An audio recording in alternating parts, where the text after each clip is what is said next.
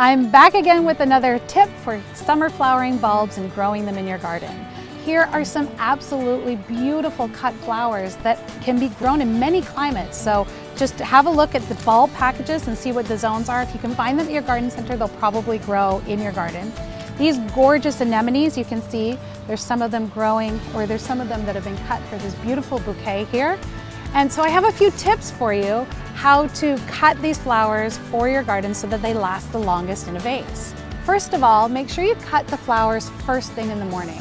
That's before the day heats up. I like to do it before the dew has even dried, and that way you're going to get the flowers when they're at their freshest before they get that heat that can cause them to wilt.